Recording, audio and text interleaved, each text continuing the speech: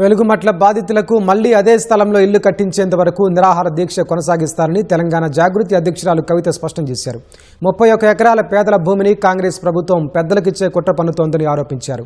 ఖమ్మంలో దీక్ష చేసిన కవితను పోలీసులు అరెస్టు చేసి హైదరాబాద్కు తరలించగా జాగృతి కార్యాలయంలో దీక్షను చేపట్టారు. భూదాన భూములు అంటేనే పేదలకిచ్చిన భూములన్న కవిత బాధితులకు భూదాన భూమిలోనే డబుల్ బెడ్రూమ్ ఇల్లు ఇవ్వాలని డిమాండ్ చేశారు. ఖమ్మంలో 3 మంత్రులున్న బాధితుల పరిస్థితి దారుణంగా ఉందని ఆందోళన వ్యక్తం చేశారు. 31 ఎకరాల జాగా భూదాన్ భూమి పేదవారి భూమి. ఇవాళ దాన్ని మొత్తం అక్కడ ఉన్న ఇండ్లను నేలమట్టం చేసిండ్రు. మొత్తం భూమిని కూడా ఈ రేవంత్ రెడ్డి గారి ప్రభుత్వం, ఈ కాంగ్రెస్ ప్రభుత్వం ప్రజా వ్యతిరేక ప్రభుత్వం, పేదలకు వ్యతిరేక ప్రభుత్వం కాబట్టి అది పెద్దవారికి ఇచ్చే ప్రయత్నం చేస్తుంది. అది ససేమిరా ఒప్పుకునే పరిస్థితి లేదు. ఎందుకంటే అక్కడ ఆల్రెడీ 8, 10, 12 ఏళ్ల నుంచి ఉంటున్న పేదవాళ్ళు ఆ భూమి విలువ పెరిగింది అంటే పేదవాడికి భూమి ఉంటే ఆ విలువ పెరిగితే కూడా ప్రభుత్వానికి ఇబ్బంది అన్నట్టుగా ప్రభుత్వం బిహేవ్ చేయడాన్ని మేము తప్పుపడతా ఉన్నాం.